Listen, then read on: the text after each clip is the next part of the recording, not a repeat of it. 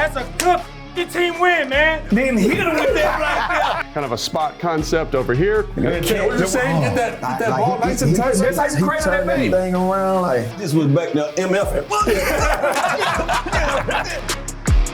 Commanders family, we have a special show for you today. We got a big win at home over the Tennessee Titans, so you know we got to get into some highlights. Plus, Logan Paulson gets in that film room and gives us a pulse check as we look at the NFC playoff picture. Plus, Big Fletch and B-Mitch weigh in on what they want to see after this bye week.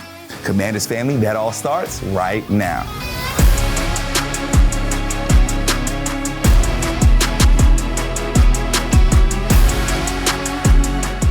Welcome into Command Center. Brian Colbert Jr. here with Santana Moss, Fred Smoot, and Logan Paulson. And fellas, 19-42 at the crib. Recovering from some tough losses, getting a win at home. Fellas, how y'all feeling? It was a good old butt kicking. I think, honestly, I came into the stadium a little skeptical because I'm like, where the fans at? Yeah. Maybe it's too cold for them to be out here, but when we scored that first touchdown, I heard the energy. I felt the energy. So it was great to see those guys show up for those guys. And trust me, the players went out there and handled their business, making sure that this bye week isn't one of those times where they're going to feel sorry for themselves. Well, I'm going to tell you what I did enjoy. I think it was the first game where I seen offense, defense, and special team all connect and play on a high level. And that's how you get a score like 42-19. You should have said 42 first, not the 19. So at the end of the, but not only going out there and doing that, just the physicality that they came with. And we controlled the game from the beginning to the end. We had big plays from JD5. We had big plays from Scary Terry. That defense showed up again, and special team, special. Yeah, absolutely. And Fred talked about something there that I think is really important, and it's the physicality. On the offensive side of the ball specifically, everyone talks about, B-Rob rushing for, 95 yards, Chris Rodriguez, 95 yards, but the guys up front, the John Bates is the offensive lineman, they came out and showed us something we haven't seen for a couple of weeks. It's like they all got fresh all together, man, and to see them get after that defense for the Tennessee Titans was special, and that to me is the formula. If you can run the football like that in December football, win with the trenches, man, you are setting yourself up for success. So really excited about that, and it just, again, putting that physical mark on that game. Can I call now the offensive line? Can I now call them the Wild Boars? The Wild Boars? I don't know if that's going to stick, Fred. Can I call Sam Cosmi a Wild Boar? The Wild Boar? Title be honest, is he a Wild Boar? Adam Grady? Because one thing I know about Wild Boars, they consume things. And I have watched them consume Myles Garrett. I have watched them consume Dexter Lawrence. I have watched them consume Brian Burns and anybody else we play, TJ Watt. These guys need their respect. I know the offensive linemen don't usually get the love that they need, but when they are playing, we are at our peak performance when the Wild Boys are doing what they do. And fellas, when you get 6 touchdowns in a game, there's plenty of highlights to look at. We're going to look at those highlights a little later. We're going to hear some player sound, some coach sound. But first, we got to talk about some history that was made on Sunday. Bobby Wagner joined some excellent company, becoming one of 2 players in NFL history with 100+ tackles in 13 straight seasons. The other man is no other than Captain London Fletcher, man. What great company to be in. And we heard from Bobby Wagner post-game on how much this means to him. It's really cool, especially being on this team, to be able to do it wearing this jersey. Shout out to Fletch. I don't remember when I reached out to him, but I reached out to him a while ago, and he was gracious with his time. He answered every question that I had, and so to be wearing this jersey, knowing that he wore this jersey, and to be in the same building with him, he's right over there, and it's really cool. And I think what he was able to accomplish over his career is really special, and I think it's more than deserving of being in the Hall of Fame. And I feel like people should recognize his greatness. He is one of the reasons why I'm here. I'm grateful for his knowledge that he was able to share with me, and so it's cool to be in the same realm with him. So special hearing from Bobby Wagner. Something else that's special is that in this building, we have so many legends these guys can reach out to. Now, Bobby reached out to him way before he was ever in the burgundy and gold. Back in 2019, London Fletcher shared this with him. It was a DM from Bobby Wagner. Y'all talked about on the Players Club, Tanner. Yeah, that's dope, man. I mean, that just shows you, though, man. Guys like Bobby, there's a reason why he's who he is today. Soaking in knowledge. You know what I mean?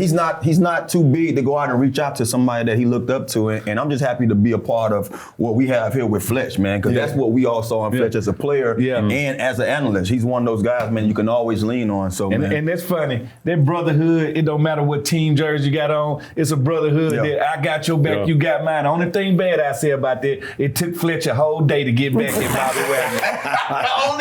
Only you would recognize that. He hit him on the 12, and he got back to him on the 13th. Shame on you. Now, enough of this emotional stuff, man. We got a big win, 6 touchdowns, so let's get right into these highlights. It's time for Top 5, presented by UA Local 5 Plumbers, protecting the health of the nation's capital since 1890. And since we're talking about Big Bobby, let's show some of these tackles where he was able to get such a distinguished honor with London Fletcher. Look at that boy right there. Scraping across there, man. Scraping. Look at that dude. Oh, my God. It's called relentless chase. Understanding angles, understanding how to beat a block, and believe me, running backs in this league, they hard to get down. Fellas, an ageless wonder. It's crazy to think he led the league in tackles just last season. Still off to a great start with us. And speaking of great starts, that man 1-7, Tanner, Terry McLaurin, got it not once, but twice into that end zone. Can't help but, man, Scary Terry, man, when you give him a chance, man, he shows you why they call him Scary Terry.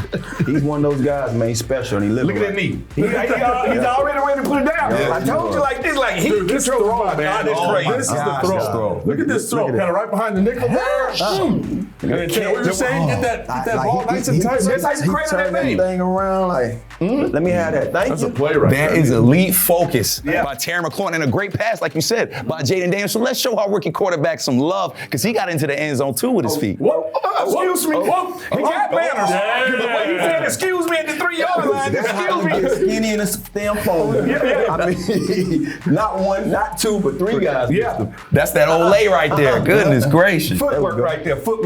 And we could not be stopped on the ground, because it wasn't just Jaden. B-Rob got him some too. Look at number 8. 40 yards, baby. Untouched. Number 8, what are you talking about, though? This is all about the old line. What are we talking about? Look at these boys right here. Get after it, boys. Yeah, think about no one touches him. Come on. This is when he got touched. Fred's not fast enough. He could have got 20 on that. Come on, man.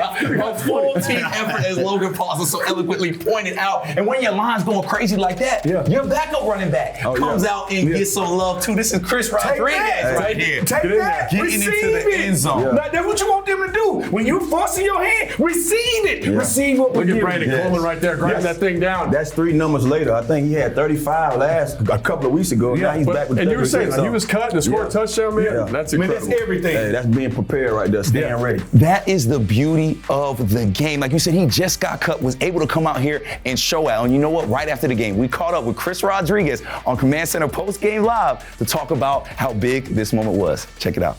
Welcoming in our running back, Chris Rodriguez. When you get 94 yards and a touchdown, you come talk to the fellas. Chris, how you feeling after that game? Feel pretty good, man. It feels pretty good to get back out here with the team.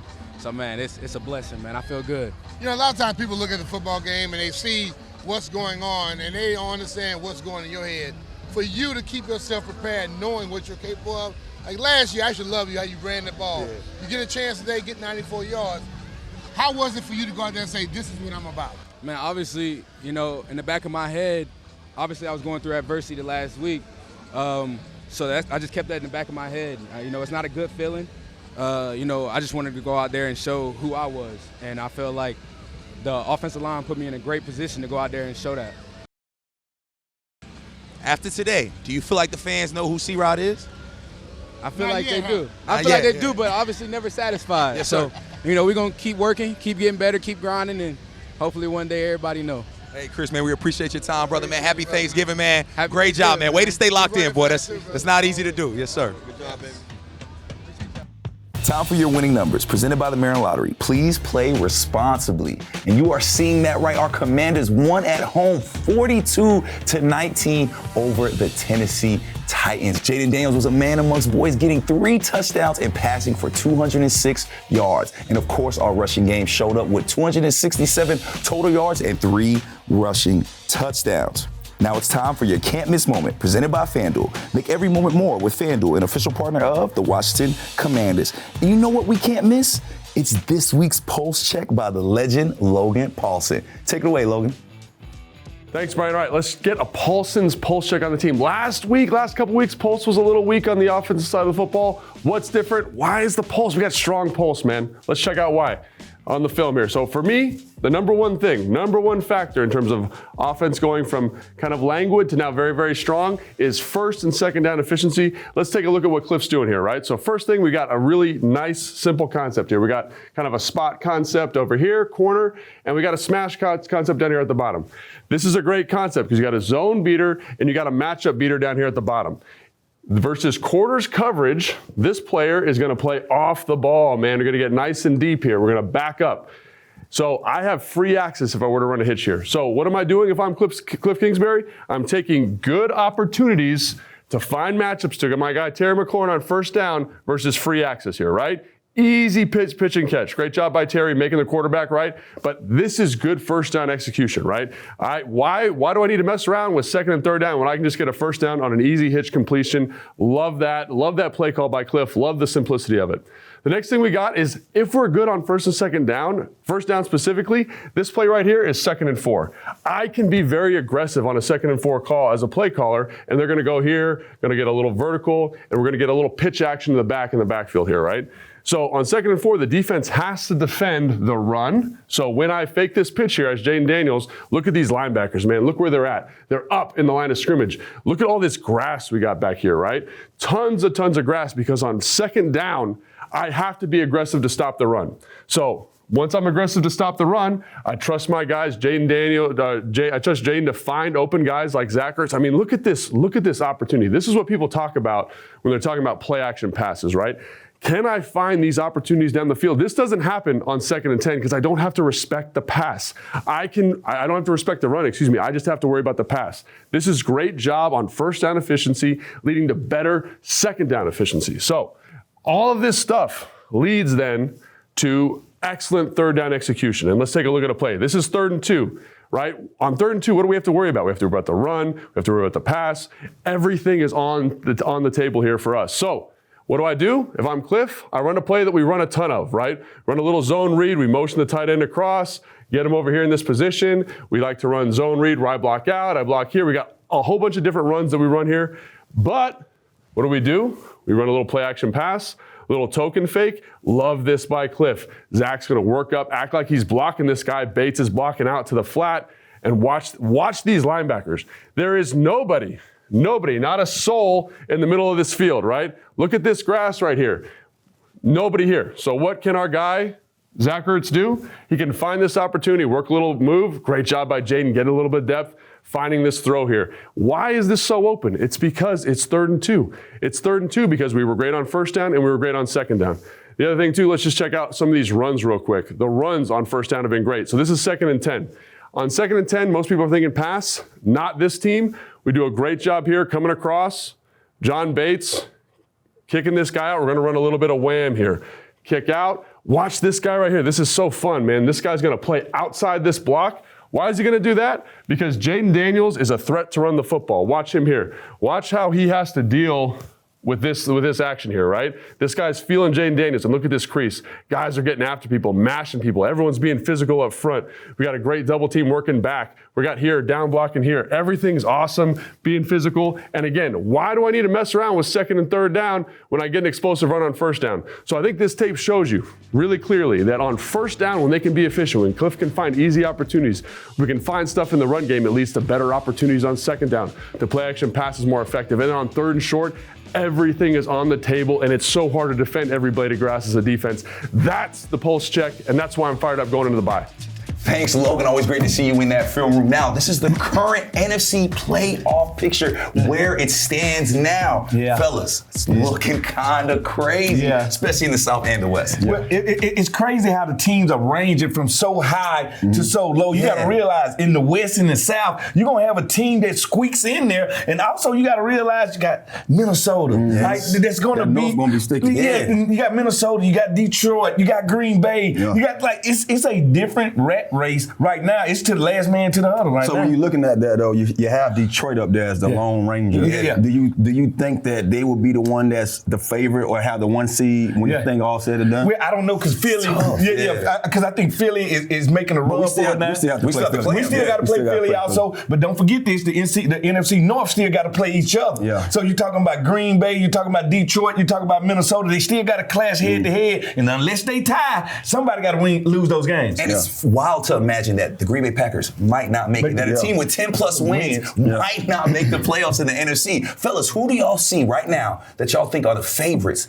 in the NFC? Of course, you can't do the Commanders. We all want them to be favorites. But who are y'all looking at right now? I mean, if we're not talking about ourselves, I say the few names that I can think of: Detroit, the obvious, the Eagles, and I would say Minnesota. You know what I mean? I think those 3 teams are like what teams that I would look at and say that if I had to compare us against them, then the teams that I think we have to compare up against. The only thing I would change about yours is I love Minnesota. I used to be a Viking. I believe in their defense. I believe in their coaching staff. I don't believe in their quarterback, and I believe in Jordan Love more than I believe in the quarterback. So I think I have to substitute Green Bay in there. But unlike y'all two, I'm gonna play brother-in-law ball.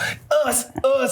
I think we're going to be the team that nobody wants to play. Yes, we'll be going on the road, but what did I just say? Chick got the quarterback. Chick got the coach. And we got the big old wild boars. Offensive linemen that can move people, and we got a running game. A running game travels in December and January, makes you very dangerous. And fellas, we still have 2 NFC East matches before this season is over. How important are those games to the bigger scope of this playoff picture? Very important. I mean, one of the things about our game, we talked about this on our podcast.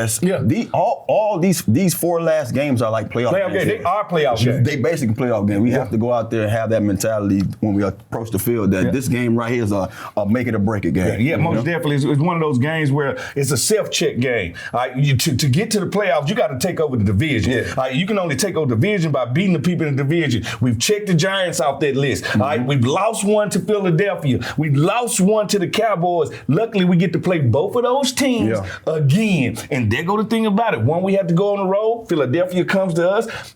Our destiny is in our hands. And I think that's all you can ask for. If I told you when the season started that at this time of the year we would have the same record as the Houston Texans, you would have took it all day long. Yes, sir. And then before we put a button on this real quick, Fred, the NFC South, 2 6-6 teams, Atlanta Falcons, who we're going to play, and the Tampa Bay Buccaneers, who we already lost to. How do you see that playing out? That's so funny you say that because you know the one thing that comes to my mind, best quarterback, I think Baker Mayfield is playing at a slightly higher clip than Kirk Cousins. But then when I look at Kirk Cousins' weapons, I say Kirk Cousins got the better weapons right here. I think that game is going to come down to the last game of the year where they play each other for really a play into the playoffs. And with just 4 games left in the season, we have to secure those wins. And we need to hear from some legends in Captain London Fletcher and Brian Mitchell on how we can secure these wins to end the season.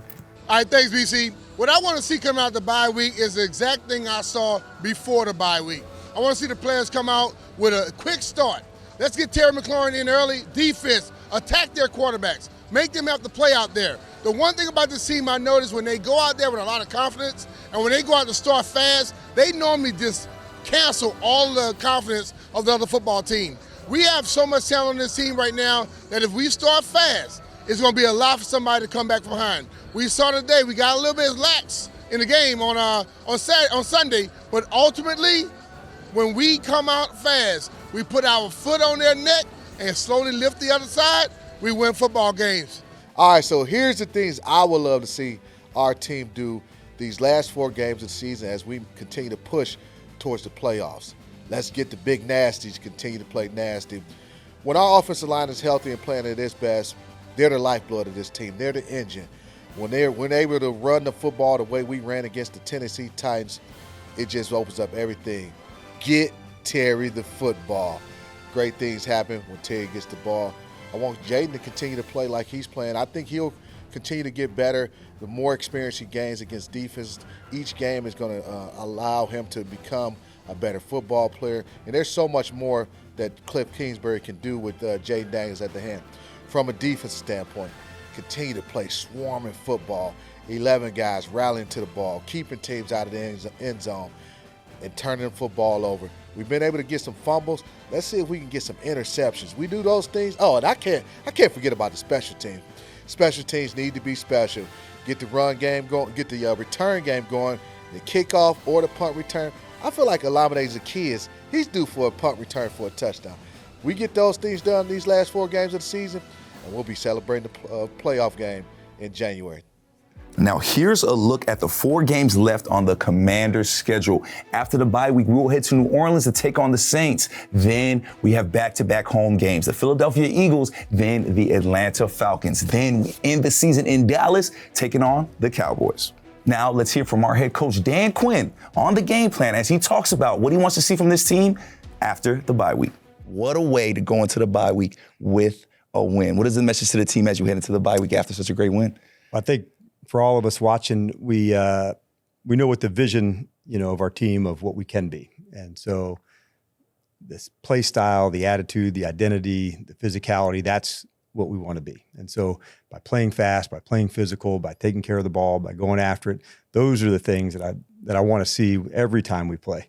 And that's going to be true now and 10 years from now and 15 years from now. And so that ain't ever changing. And I think that's probably the coach's paradox is how do you get the guys to do it? You know what I'm saying? Because it's that's the goal, and I know that's the goal, and you know that's the goal. But how do you get the execution there all the time? Well, I think number one, Logan, it has to be for the guy next to them, not for any of the coaches. And that's where real connection takes place. And so if you can get that part right and doing it over and over again, that's a big deal. What I noticed for sure was it was lead sled dog time. Yeah. And I felt that from Terry McLaurin, from Wagner, from Ertz, from others where, okay, this is how we're going to get down. And I love that because the best of the best leaders, they're willing to put themselves out there and make sure all the things that we're going to do on the hardest of days, hard practices out in the wind and the cold, but we're going to get it in today. Yeah. And they were all about it. And Coach, we are heading into the bye week. However, there's still games to be played. So when you look at that win, what can you take from that win and game plan to help us in our next match against the Saints? More than anything, we want to make sure that the things that we do well, that carries over. Having a late bye, I never really talked about it with the team of the bye. No one really cared, and there wasn't much to be gained from that. Hey, in 2 weeks from now, we're going to have a bye. And you're going to feel great. You're going to feel great in 2 weeks. I knew there would be some silver lining on the end of that. And so I just wanted us to go push, to work our skills. Can we get better? And if we could do that, even as you're in a struggle, you do gain that. And I'd love to say that the progress comes in all the games like yesterday. There's a lot of progress that came in the 3 weeks prior. Yeah. And you have to sometimes go through that hard part to see the growth. And yesterday's game, you got to feel some of that growth. Although it sucked to go through the hardest part, it is how you come out the other end. That is what you can apply into the next games. Shout out to our head coach, Dan Quinn. You can catch our full sit-down interview on this week's episode of The Game Plan. That drops every Sunday, but don't you worry. I know you're going to miss the Commanders during this bye week, but we have content for you all week long. So make sure you tune in to the Commanders YouTube page. Now you know where you can watch these guys, but you can also catch them on game days, especially these two right here. You caught them on the field at some points during the season doing a flag wave. You did it a few weeks ago. Mine was a little better. Fred, you did yours What was the technique, though? What was the technique? I just was back there MFing. Giving it all. You give a little MF and you give a little more sprint. See me, core, right? No. See me, I use a technique of a poet from the early 90s, Mr. Hacksaw Jim Duggan. So not only did I wave it, I spiked that flag, then hit them with that right there, just to give them everything that they want. All right, now Logan, you were on the sideline. You were seeing these guys who did it better. Put it on. I'm gonna say your boy. Yeah, I think Tan is just so cool. Fred did it in a Fred way, for sure. That's fair. With the thumbs up and the whole thing, it was very them. They each win. Good job. It was a lot more fanfare with Fred and what he did. But of course, Tan is Mr. Cool. And don't get cool in that. Great to see y'all out there. Logan, you next, man. You're going to be waving the flag from on. I'm going to decline it. Well, one thing he will never decline is being here with us on Command Center every Thursday. For Brian Cooper Jr., Santana Moss, Fred Smoot, and Logan Paulson, we out.